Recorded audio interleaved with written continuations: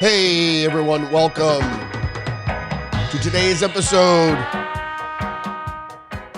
It is Tuesday, January 20th, 2026.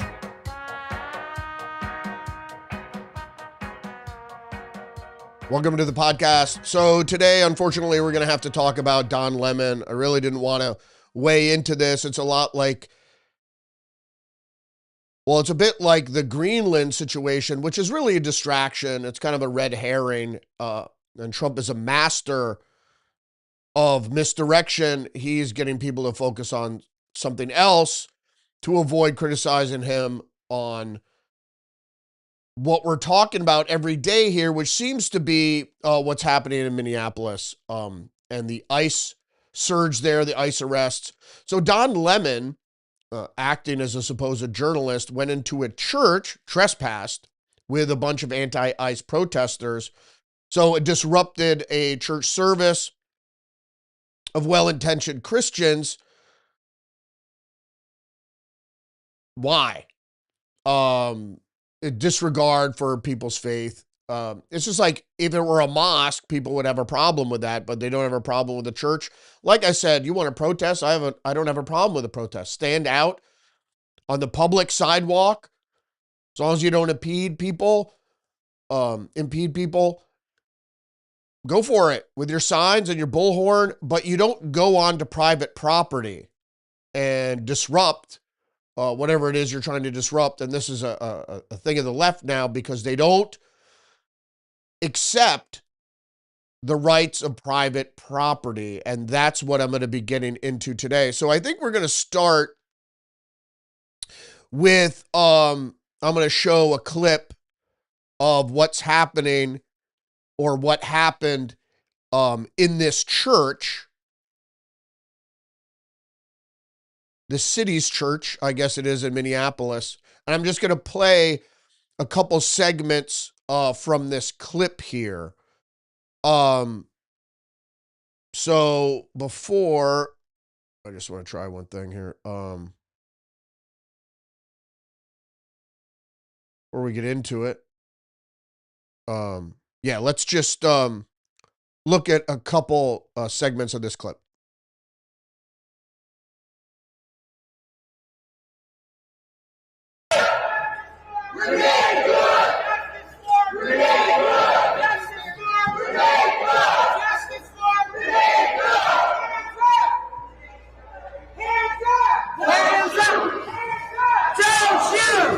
Yeah, if she had her hands up, they wouldn't have shot if she didn't drive away.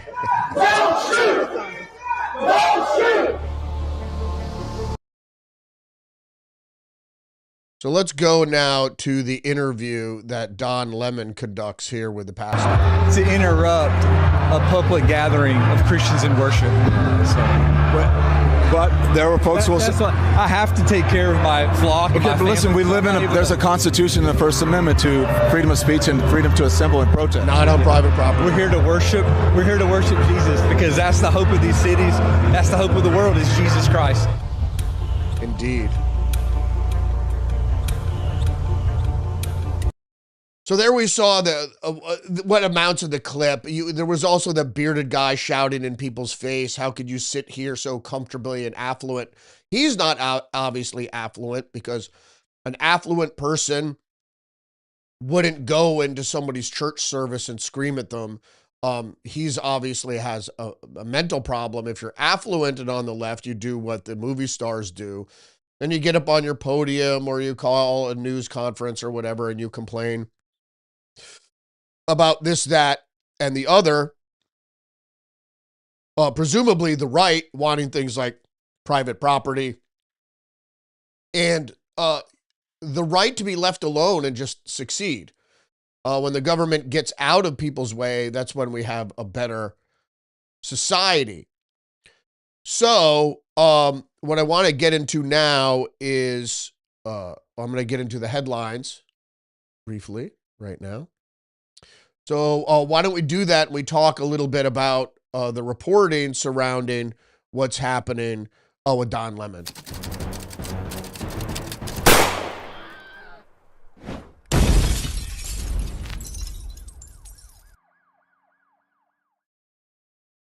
We're going to start with One American News. DOJ investigating potential federal violations after anti-ICE protests disrupt St. Paul Church. Don Lemon put on notice. What does he put on notice for? I don't know what Harmeet Dillon is getting at, but we'll cover that in just a second. Here's the issue. I'm a 30-year veteran of journalism. Okay, there's certain things you have to understand is you cannot commit a crime while conducting journalistic practice. You can't trespass. So all these people that trespassed into the church, now the church is very welcoming. Sure, you want to come in and sit down and listen to the service, just like most public places. If you want to come in and sit down and take part in what is going on there, most public places that are open to the public will certainly oblige, except for private clubs, et cetera, but it's all private property.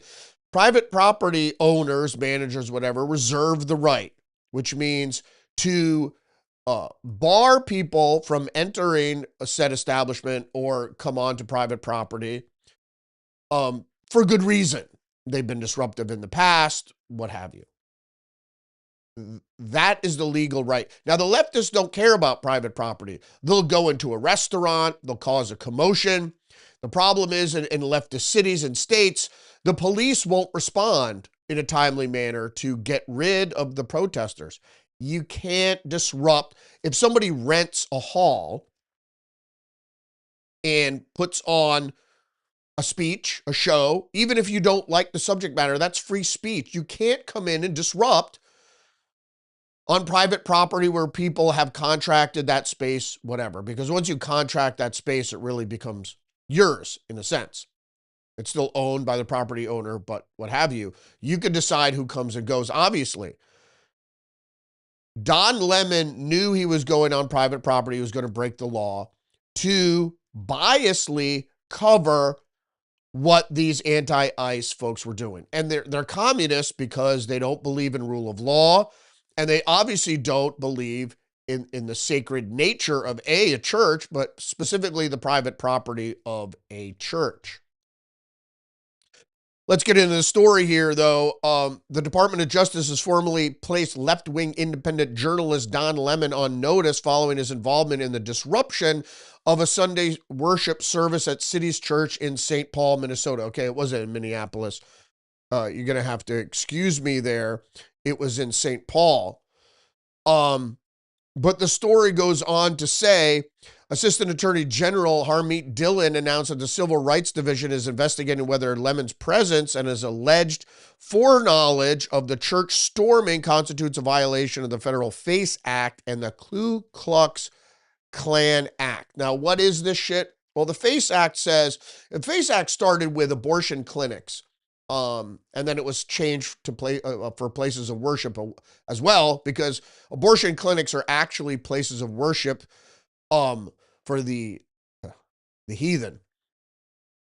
Now, what it says is you cannot protest a abortion clinic or a church or place of worship by impeding people from coming or going into the establishment and or going inside and doing it, because there was times where right-wing activists would go into abortion clinics and it's not really a sit-in, it's a sit-down, and they would just put themselves there and get removed and arrested by police. It's all illegal. As a journalist, can you kind of tag along with the protesters? Sure. Realistically, you would have to ask permission of the private property owner to go in there. That's just the law. Now, if you go in with the protesters, you are not shielded from prosecution because you're a journalist. You could be arrested for criminal trespass. It depends on whether the property owner wants to press charges on you, specifically as a journalist, and or whether the cops will defer arresting you because you're a journalist or what have you, but you're still subject to arrest in that case. All right, going back to the article. A house of worship is not a public forum for your protest. It is a space protected from exactly such acts by federal, criminal, and civil laws, nor does the First Amendment protect your pseudo-journalism of disrupting a prayer service. You are on notice, according to Harmeet Dillon. Yeah. Yeah, you are.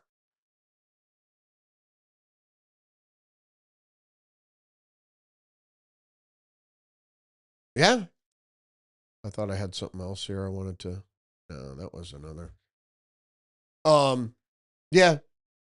It's private property. You can't do that. And specifically, he had foreknowledge of it. It's not like most journalists do.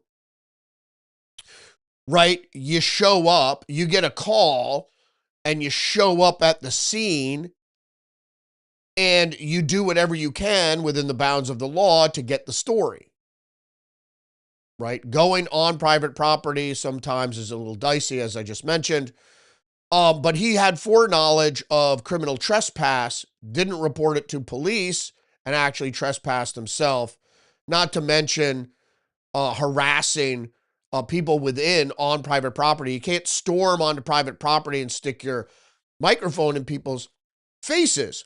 Now, places that are open to the public generally are okay. Especially if you're going in as a journalist on what's called cold calling, that you go in and ask for comment on something. Hi, I want to talk to the manager. I want to see if he has a comment on this. And the people could very well say, we don't want you here. You need to leave. And at that prompting, you would need to leave or face criminal prosecution. Let's keep going with the headlines here. New York Post, Don Lemon blasts Minnesota churchgoers harassed by anti-ICE protesters for entitlement and white supremacy. Is it entitlement? Is it white? See, this is the problem, and this is why it's communist, is living a modest middle-class life is not entitlement. It isn't. Is it white supremacy? Because you're white doesn't mean you're white supremacy. You have nothing to do with white supremacy. White supremacy is a canard. There's nothing there. There is no white supremacy. White people I don't identify as white. Sorry, I don't identify as my race, skin color, whatever. It's a descriptor. It's like saying somebody is handsome or ugly or bearded or bald. I don't identify as white. I'm not in league with that one guy who went in. It's like the illegal aliens are taking over the white, whatever. I just don't. Most black people identify as black. Oh, okay. I don't believe in identities. Right? I don't have an identity.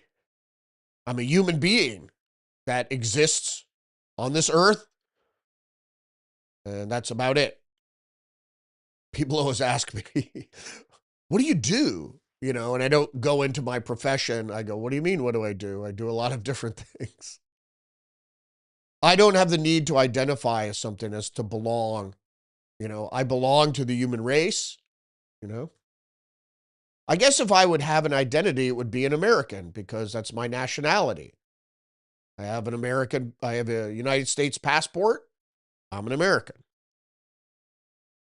More from the New York Post. Trump's DOJ puts Don Lemon on notice over joining anti-ICE mob that stormed the church. I don't know what that means. He's on notice. He should be put under arrest. It's whether or not the church wants to press charges for him trespassing. Really. Yeah, I don't think, like I said, He doesn't understand journalism because he was never a journalist. He was a television anchor or host. That's not a journalist. The persons that go out and cover news, go out, make phone calls, type stories, type copy that Don Lemon reads, those are journalists. Being a TV host and reading from a teleprompter is not a journalist. You're a television host. You're an anchor, perhaps. That doesn't quantify you as a journalist. You know, over times, there have been anchors that are indeed journalists that, that would go out and get the story. Great. But Don Lemon wasn't one of those people. He doesn't know anything about journalism.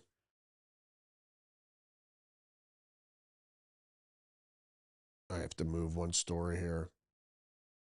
That's the thing. It's the people with I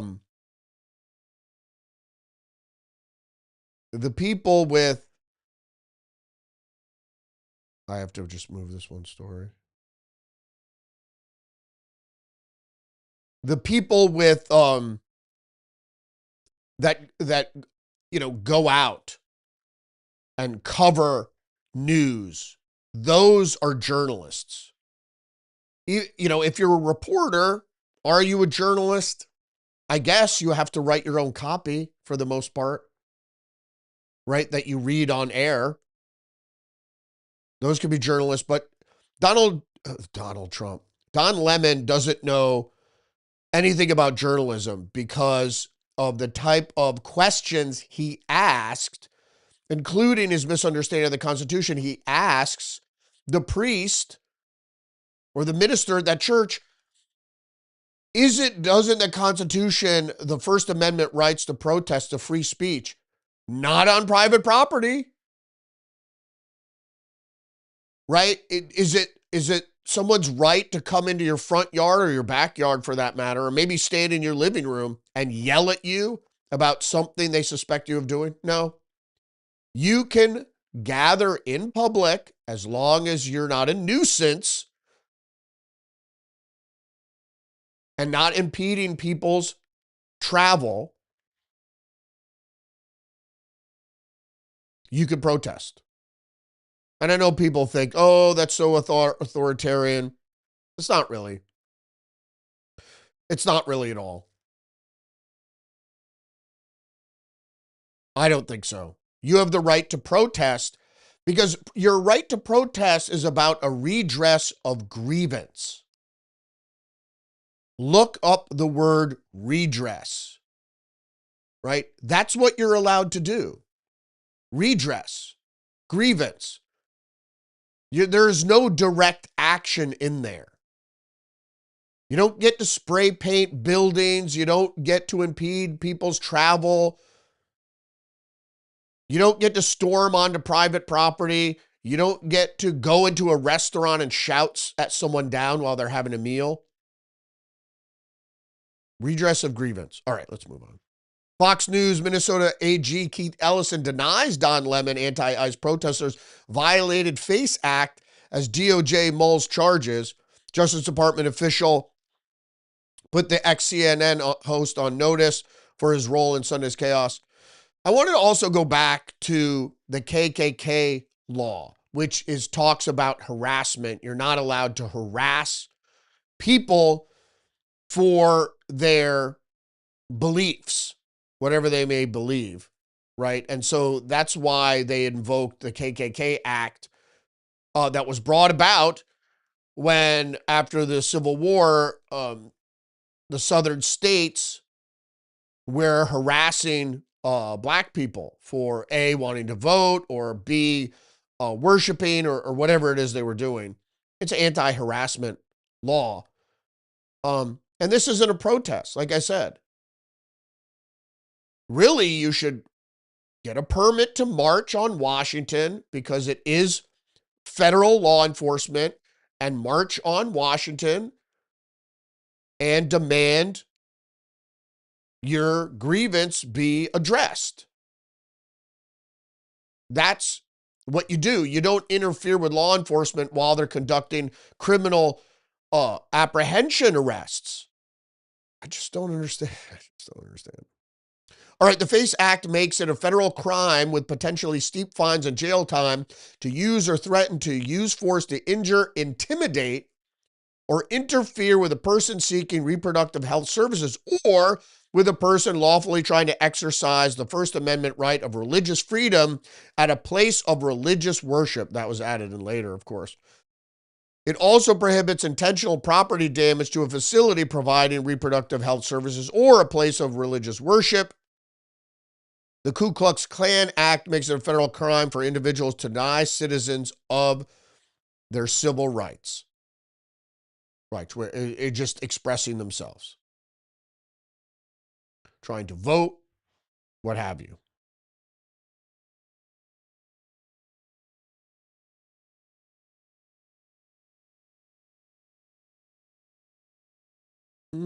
I was a little out of, a couple of things were out of order here, so you have to excuse me.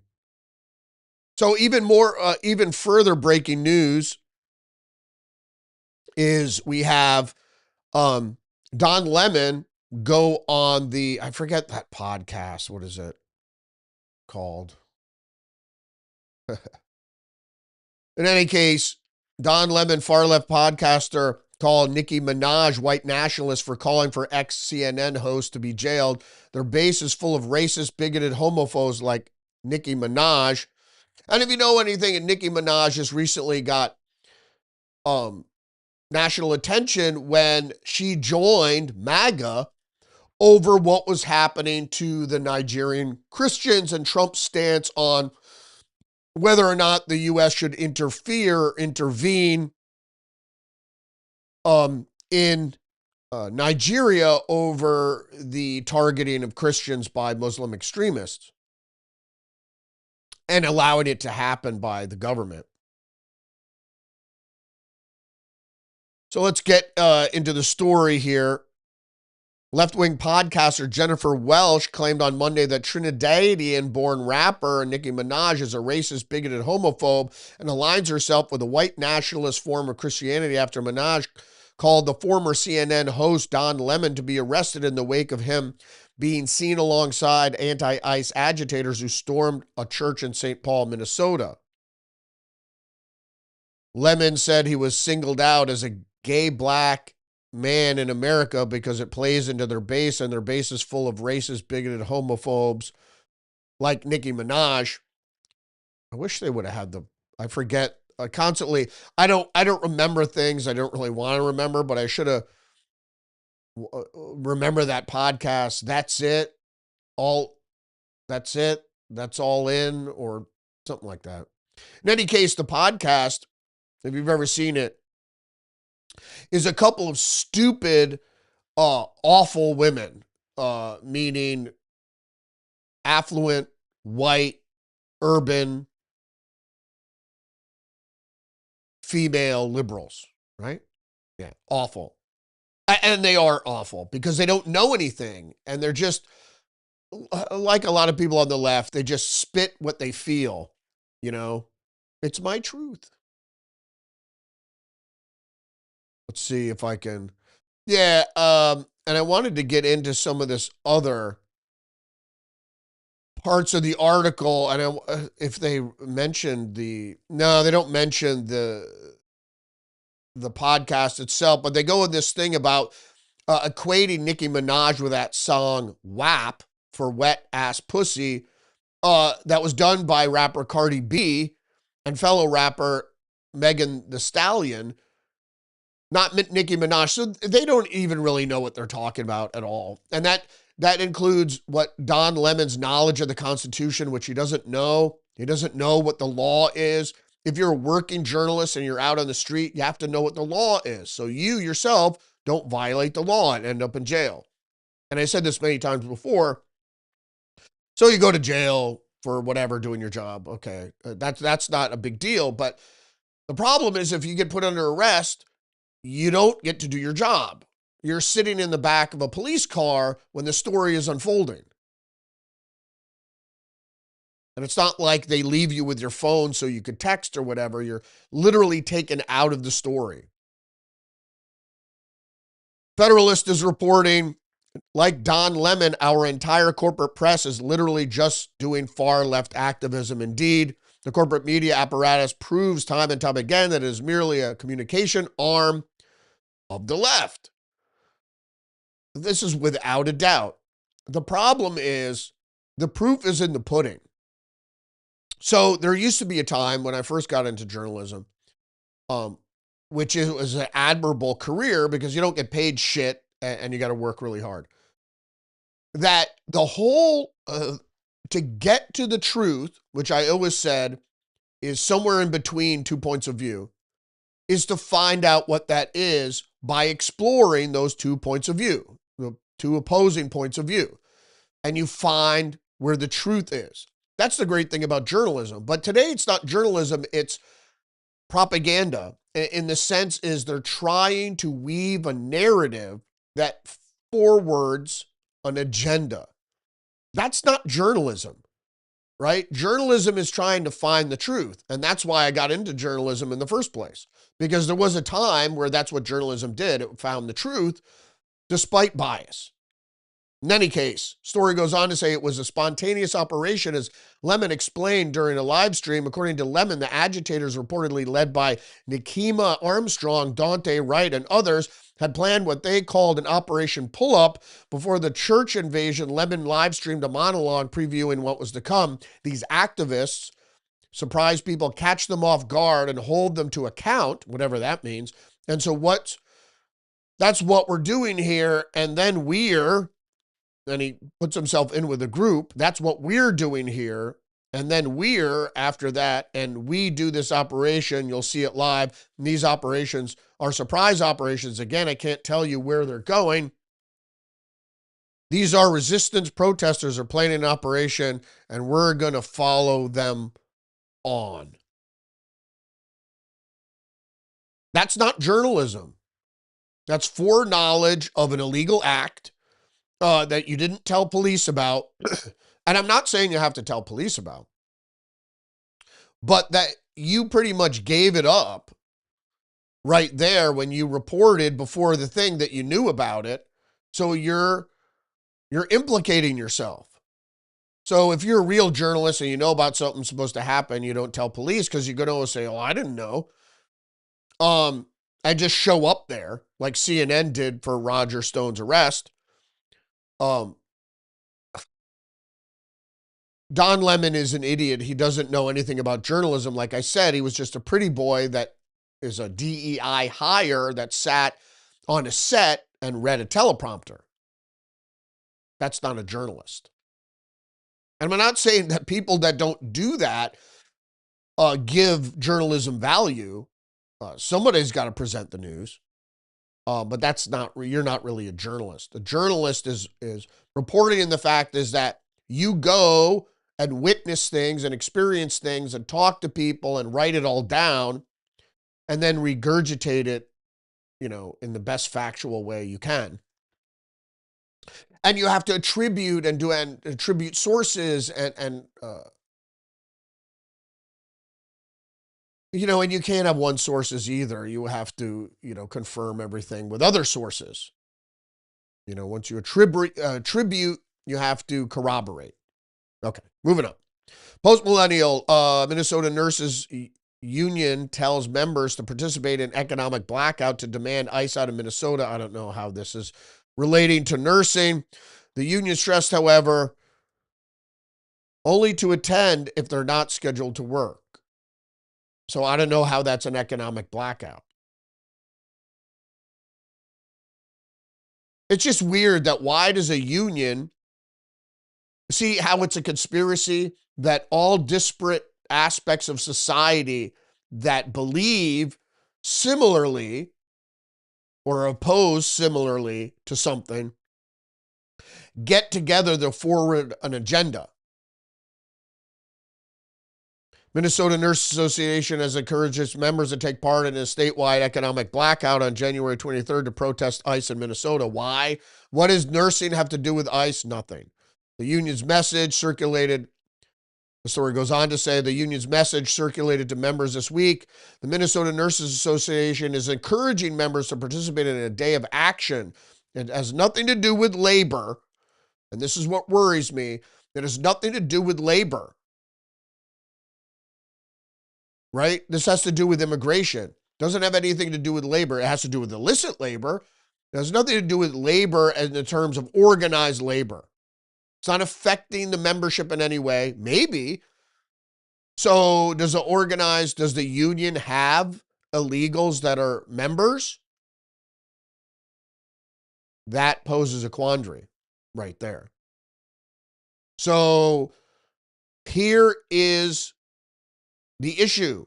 Organized labor now is not only representing illegal workers, legal immigrant workers, it is organizing action on their behalf.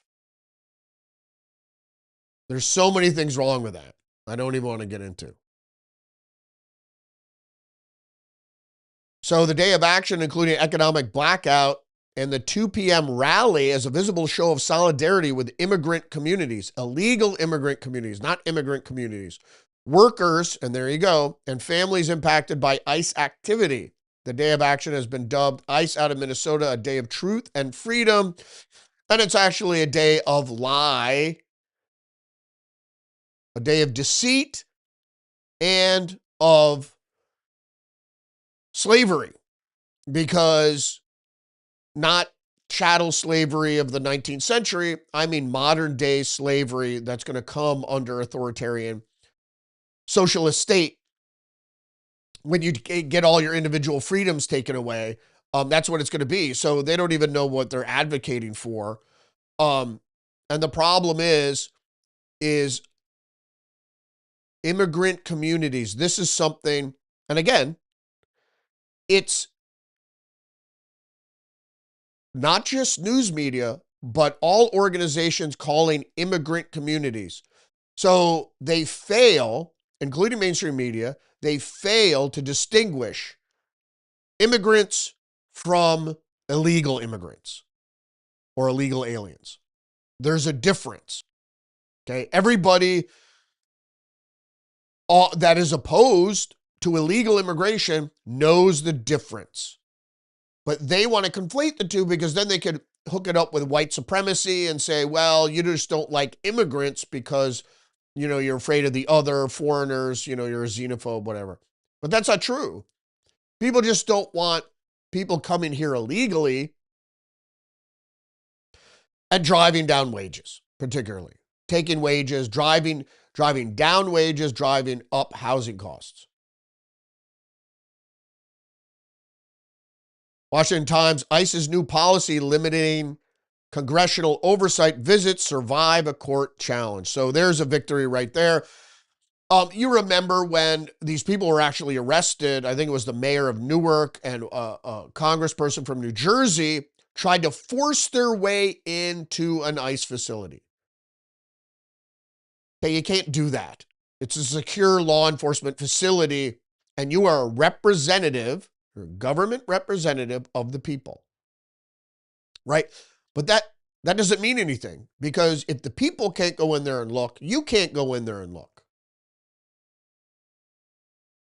If you want to do federal oversight, you have a hearing and you have the leaders of that, whatever you're demonstrating oversight over, you have the leaders of that branch, agency, organization come in and you ask them questions and they testify. You don't go into a facility and say, I want to see the detainees. That doesn't work that way. Federal judge has delivered a significant victory to ICE, refusing to halt the agency's new policy limiting the ability of members of Congress to conduct oversight of migrant processing and detention facilities. Under the new policy, members of Congress can no longer perform surprise inspections. They must give at least 7 days notice. What the hell's wrong with that? Why do you have to have a surprise visit? Oh, you're afraid they're going to clean up the toilet paper? Or well, I don't understand.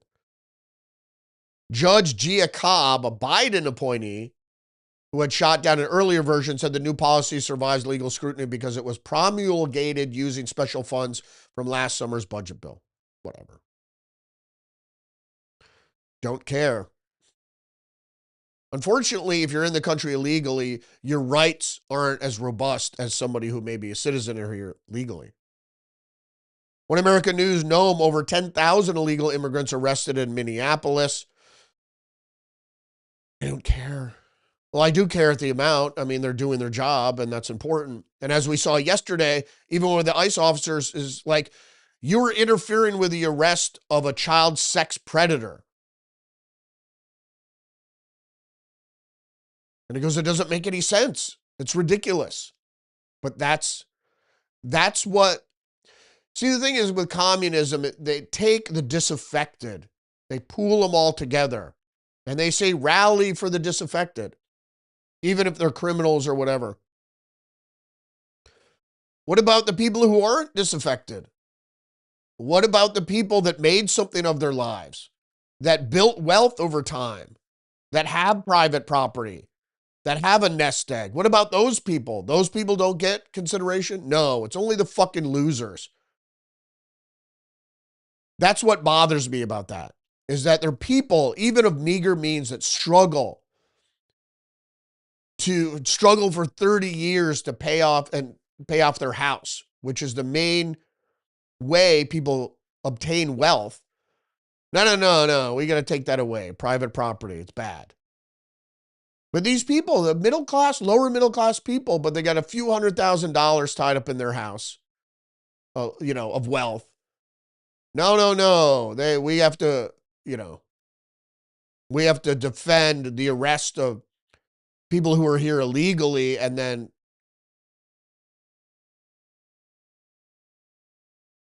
prey on young people or not young people or commit other crimes in other ways. And it's not even, and then these people are subsidized by the state. Which brings us to our next story. PJ Media, HUD investigates Minneapolis race-based housing. Indianapolis Mayor Jacob Fries add yet another federal investigation to its list of shame as the Department of Housing and Urban Development is scrutinizing the sanctuary city's racist housing plan. HUD Secretary Scott Turner believes the city of Minneapolis could be in violation of Fair Housing Act and Title VI of the Civil Rights Act of 1964. Hence, HUD's Office of Fair Housing and Equal Opportunity launched an investigation into the race-based housing in the Democratic city. Yet another proof that Democrats keep voters by unfairly handing out goodies paid for by others. It is an unjust redistribution and racism all in one. In Minneapolis 2040 plan, for instance, the city laid out its goals for prioritizing housing in cultural districts and described such districts as one significantly populated by people of color, indigenous people, and or immigrants, illegal immigrants.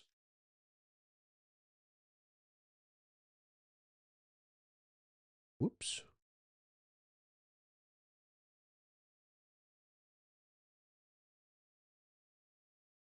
It's the Democrats and liberals or progressives really are building a coalition of the disaffected to rise up against what you might call affluent. I don't really call middle class people aren't affluent. And it's the whole thing about equity, because you want to raise the disaffected who for some reason weren't able to break into the middle class, to raise them up through state subsidy and then bring the affluent people down by taxing them into submission.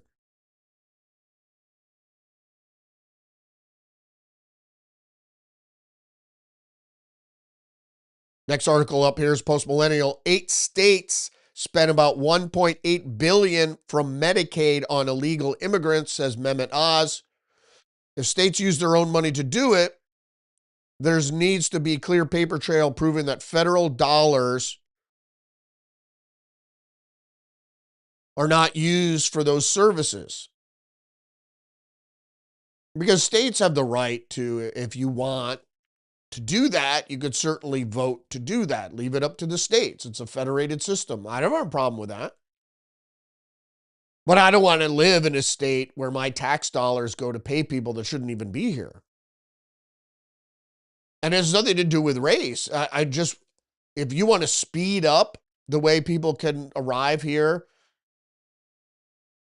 legally, I don't have a problem with that. My problem is the uneducated. How many people are you going to admit out of compassion versus need? We don't need more poor people. Because if you have a social welfare state and you're importing poor people, that's not tenable. But the left knows that because it's Cloward and Piven thing. They want to bankrupt the system. Meanwhile, leveraging their position of the disaffected to move violently against the people of some, I would say, meager affluence, if that's even a thing. Meager wealth, whatever. The people that worked hard and got something, that doesn't matter because we're just going to abolish private property. All right, next up is from The Atlantic, no other. The leftist rag says, welfare fraud is a problem for Democrats. Indeed it is. They're not that very truthful, though. They go, given the politics involved, it might seem best for Democrats to simply downplay what happened in Minnesota as the product of a few proverbial bad apples. Not really, it's systemic. Accusations of welfare fraud have been a staple of right-wing discourse for decades. After all, Ronald Reagan famously rode into office in 1981 with speeches about the wasteful, slothful cunning of the welfare queen. It would be a mistake, though, The Atlantic goes on to say, for Democrats to try to duck and dodge this case. What happened in Minnesota is a disgrace. Really? But The Atlantic still pushes the ideology. And one that should prompt reforms to how states handle and monitor is the key thing, social welfare benefits. The people leading the fight against fraud should not be those who want to dismantle the social safety net, but those who want to keep it. I couldn't agree more.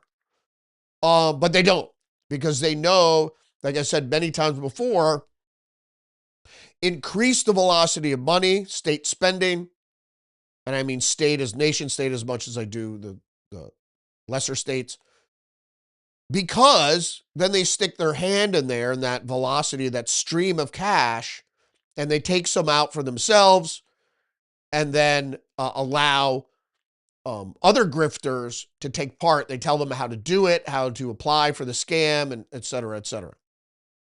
Goes on to say, however, problems of fraud and abuse are more likely in the United States than in other Western countries because the U.S. has chosen to outsource.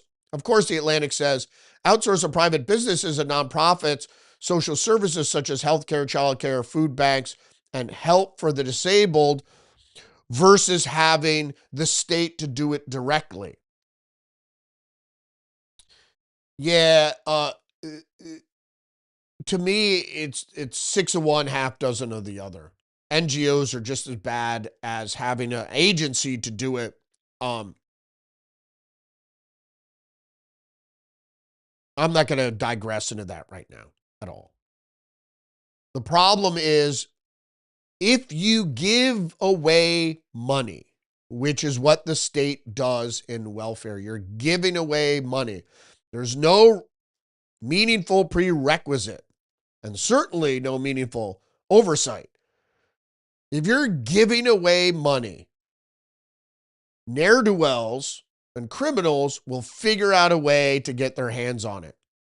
And I'm not just talking about the welfare queen who takes her dead grandmother's name to get welfare on her account as well. I'm not talking about that. I'm talking about systemic fraud by people that are necessarily not in need, politicians, etc. Communism is back in the United States. The post-millennial New York City landlords face squeeze as Mamdani raises property taxes while planning to implement rent freeze. You can't have your cake and eat it too. You can't say you want to freeze the rent and then raise my property taxes, says Humberto Lopez. Is he a white supremacist? CEO of HL Dynasty and the Gotham Housing Alliance, who owns roughly 100 buildings in New York. So Lopez pointed to a 20-story rent-regulated building he owns, and he goes on to say that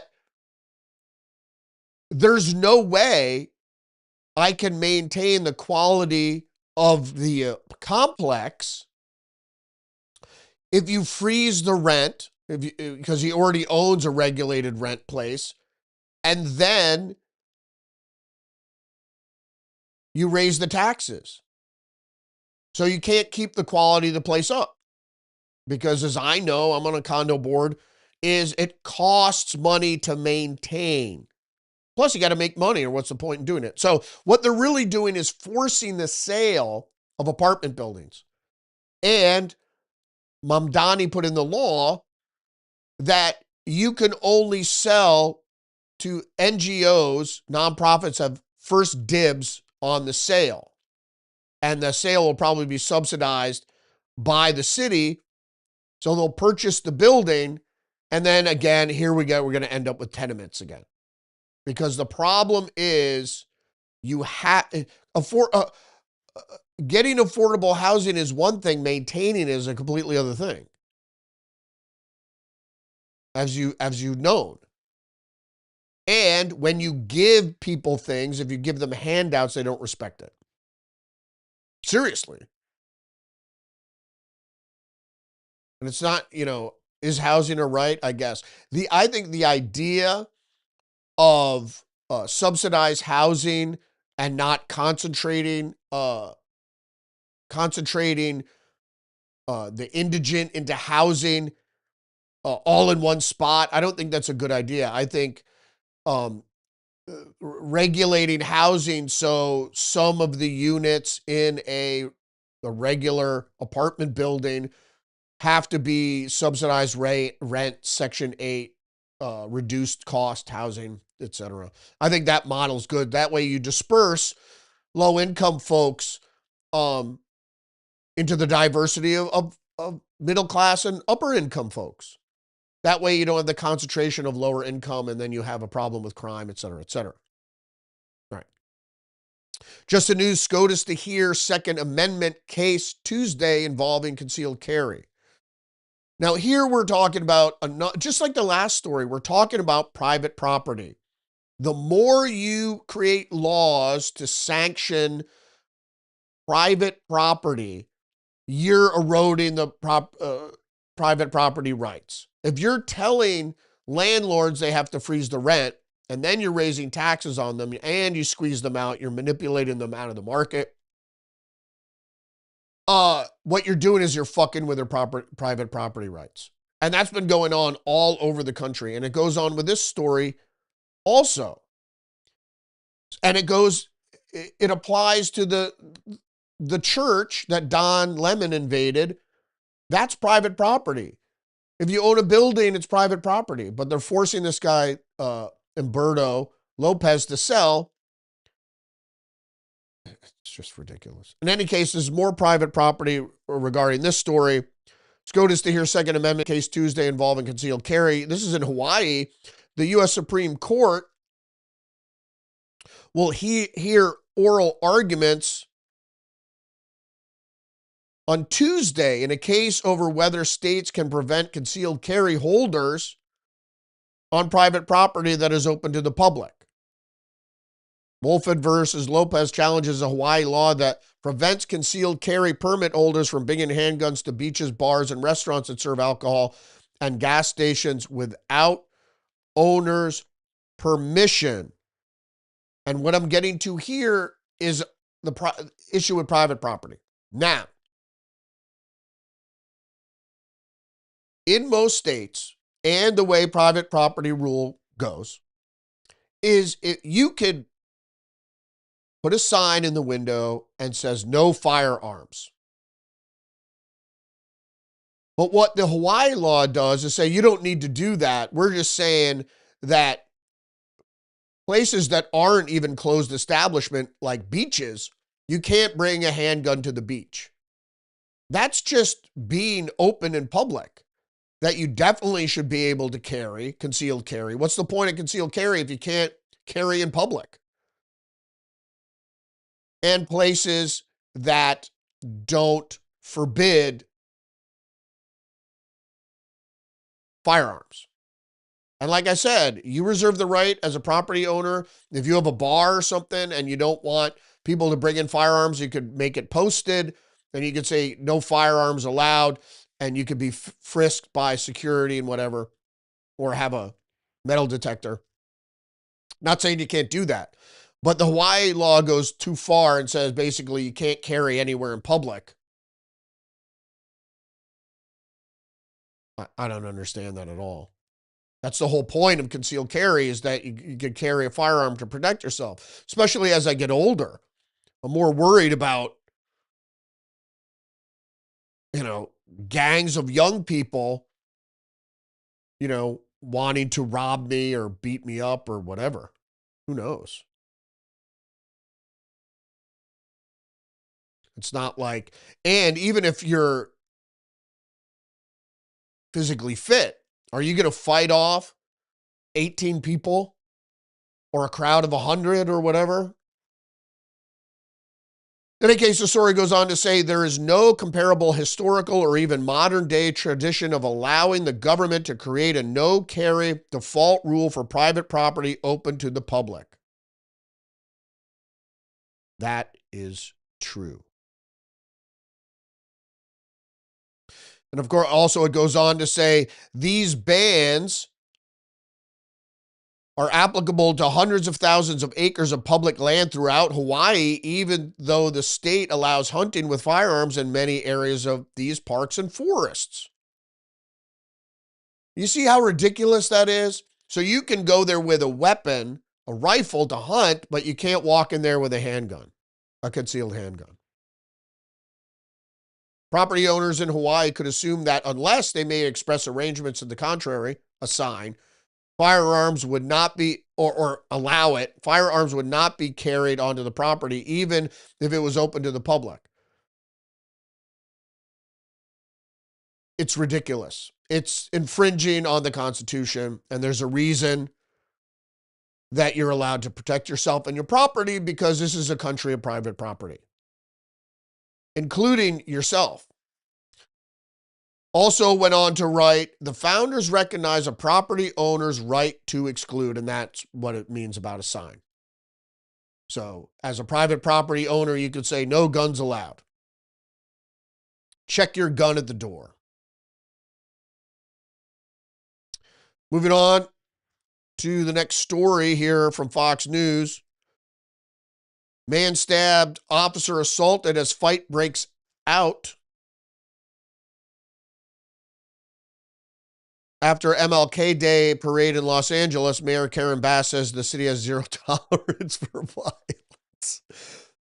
It was just yesterday or 2 days ago that the city of Los Angeles made a rule that said police cannot use tear gas to disperse crowds, even if they're violent.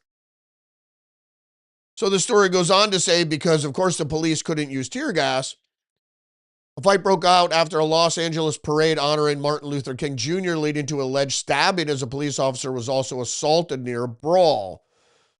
Los Angeles police were called to the intersection of Stocker and Crenshaw. Crenshaw, really? That's South Central. In response to reports that a 40-year-old man was stabbed after a fight involving multiple people shortly before 2 p.m. in the afternoon. Multiple fights then broke out on adjacent streets, according to police, who couldn't use pepper spray to disperse the crowd. Officers issued dispersal orders and lined up their cruisers as they attempted to control their crowd, which they couldn't really do using tear gas as they normally would. I'm telling you, the Cuban communist Karen Bass is egging on a major protest for the summer, which is going to happen for sure, without a doubt. Just the news, importing Venezuelan oil, one proposal among many to refill the strategic reserve depleted by Biden. Now, when I first saw this story about, getting a stream of Venezuelan oil back to the United States, I thought for sure, that would be a good idea, specifically to allow the United States to have access to cheap oil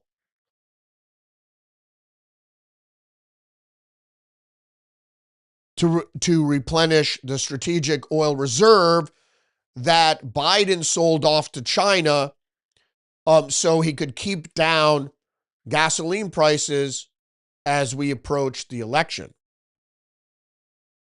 Next article up, Trump heads to Davos as Greenland dispute sparks rising tensions with NATO allies.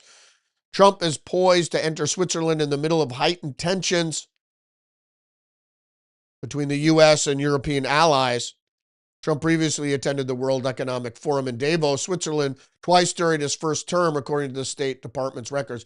And if you could look up, and I should have had it here, though, look up the transcript for his speech. He is not a corporate fascist because he rails against the New World Order, against corporate fascism, and the agenda, the New World Order agenda of the conspiracy for corporations and leftists to lead a revolution and to bring in a new world order, which has been a phrase that's been around forever, which basically means is to get rid of the tenets of the old world order, freedom and democracy, for something else, because that's what it's based on, was mimicking of the constitutional republic we had in the United States, democratic constitutional republic we had in the United States, with laws. That's what we were forwarding, the idea that we would have laws, guaranteed individual rights to people, the right to express your religion or reject state religion, and, of course, free speech and protest, et cetera, et cetera. And we would like to see, of course, the ability to possess civilians to possess firearms, specifically because it undoes or it undermines the monopoly of the state for violence. And that's what guns are violent. So we'll move into some international news because we have a couple minutes left. Hopefully get in within the hour here. Hey, Scooby and Scrappy, thanks for joining me today. We're getting into the next Zero Hedge article here towards the end of the podcast. Germany's censorship frontier and the rise of digital control. What is this? As I've said many times, the BND has been up my ass, accordingly, up ICANN's ass to find out who the fuck I am. Imposing order in the digital sphere. What is forming before our eyes is unmistakable. A surveillance apparatus coordinated by the EU Commission in Brussels is emerging, built on the Digital Services Act and extending like a kraken over the national intelligence agencies, such as the BND, Federal Intelligence Service of Germany. A policy paper entitled Protecting Democracy. You can't have democracy without free speech. Effectively combating disinformation as well as hate and incitement online, which is, of course, a red herring because the people that engage in disinformation are intelligence agencies like the BND. In 15 pages, its author sketched a concrete strategy To regulate content on platforms such as Telegram, Meta, and X, totalitarian thinking and the prospect of fulfilling a secretly cherished control fetish seem to exert a particularly fascination even on the second tier of party functionaries. What does that last part mean? Second tier of party functionaries. That is talking about spying on politicians. What we have the problem in Germany, we have problem with the BND spying and undermining the political party of the right wing. But we had that in this country too. We had the CIA spying on the Congress people. Over what? Over their investigation into CIA torture, trying to find out what they knew. So this is totalitarian, and the fact is, like, they're in my computer, they're in my phone, they're everywhere, constantly undermining any chance you have of getting the word out about what's really happening. And what's really happening is the New World Order. And I laugh sometimes because I think about the YouTube little banner they have there. When you mention the New World Order, they put a little thing in there and it says the New World Order is a term used by conspiracy theorists to talk about the emergence of a totalitarian world government. Yeah, like that's not happening. I mean, the EU is part and parcel exactly what it is. And you just expand that further and further to Australia and Canada. And that's what you get. Canada is inviting in the Chinese, as Australia is too. And Australia is mimicking the authoritarian nature of the Chinese. Is you're free. You're free, now go back in your box, you know. And it's a digital box online that you can't break out of. And this is the biggest fear, is people having influencers over other people's frame of mind, which they undermine through biology, you know, drugs and shots, and the complete control over what information you're being fed. National Review, Australian ALS patient denied disability support, chooses euthanasia. Now, they talked about a Canadian bioethicist who claimed that lethal jabs are no different than hip replacements. I disagree. But now in Australia, which of course Canada is mimicking, or vice versa,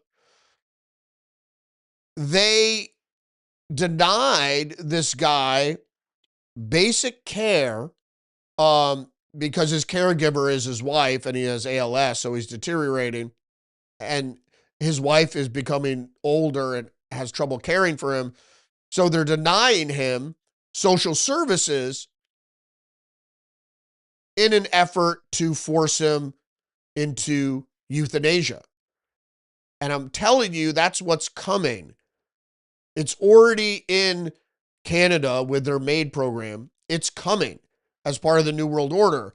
Sure, everybody gets what you need as part of socialism. They're going to lead you into this, then they're going to deny you what you need and offer you euthanasia. They're going to make your life so terrible that you'll just choose to kill yourself. Then they'll come with the major plague and kill everybody off, et cetera, et cetera. It's coming. Mark my word. Part of the New World Order also is what happened in Australia, which is now being considered by the UK. Daily Mail has the headline, under 16s ban on the way. Keir Starmer was forced into another climb down last night as he paved the way for an Australian-style ban on children using social media. In order to see off another backbench rebellion, the government will consult on restricting access for under 16s. It has become, it comes just weeks after Prime Minister said he opposed such a move, and other options on the table include nighttime curfews, limits on the app time, and restricting addictive features such as infinite scrolling.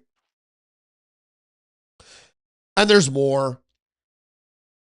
Should it pass, Sir Keir faces the prospect of a major rebellion when it returns to the Commons after more than 60 Labour MPs publicly called for Britain to follow Australia, which last month became the first country to ban social media for young people.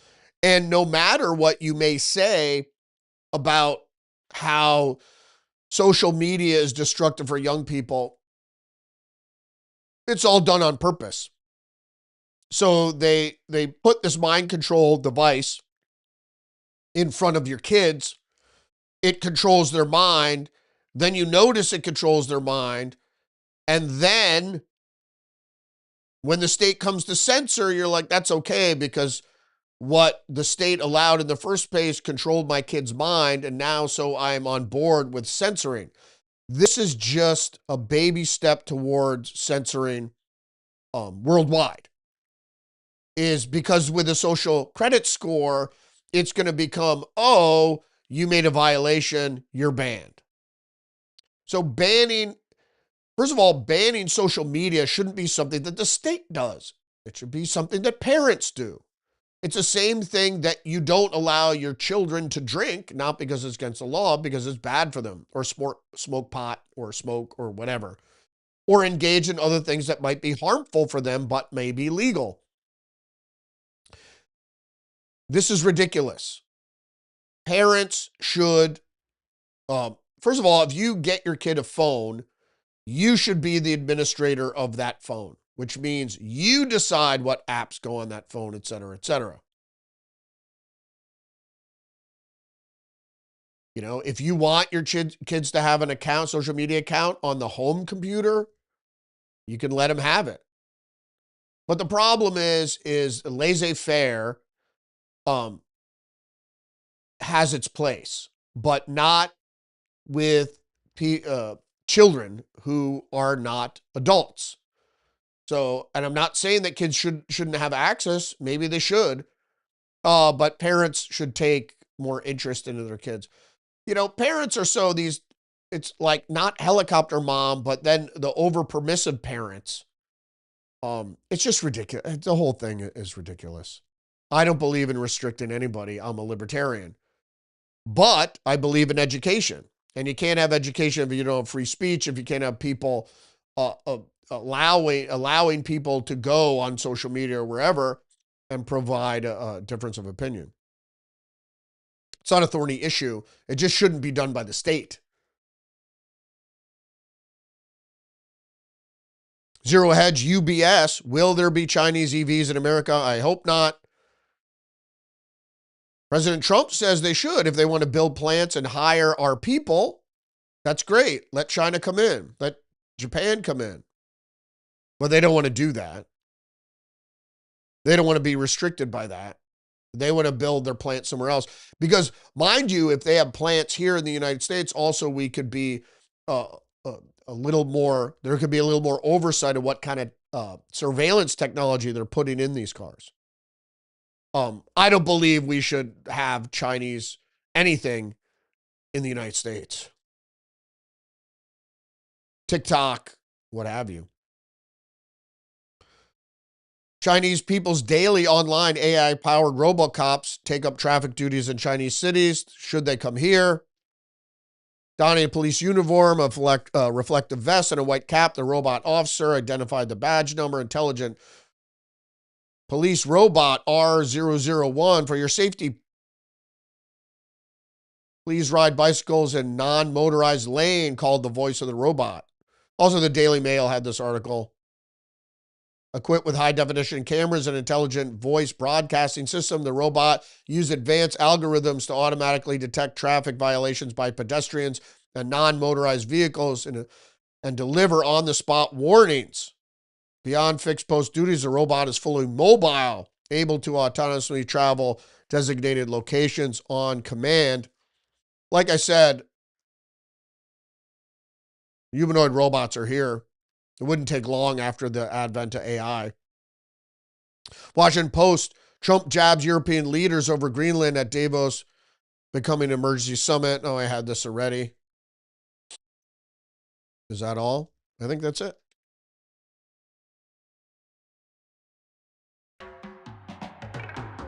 Yep, that's about it for me today. Don't forget to engage the channel, like, subscribe, share the podcast. Join me every day, Monday through Friday, 10 a.m. live on Rumble. There won't be a Tuesdays with Perry episode tonight. I've got a board meeting, a Zoom meeting, which I'm not looking forward to.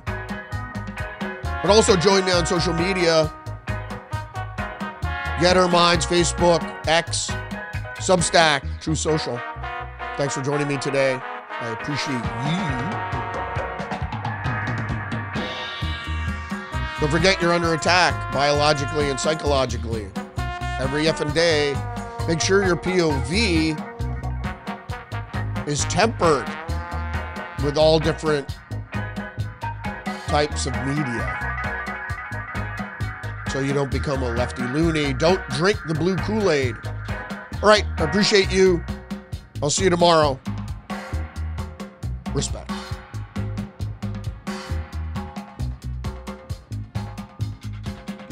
Less than 3% of you people read books.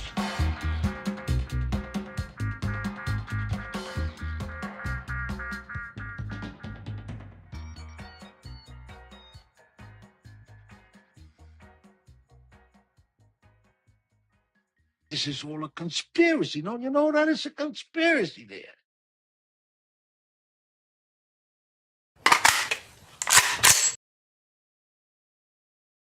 The New World Order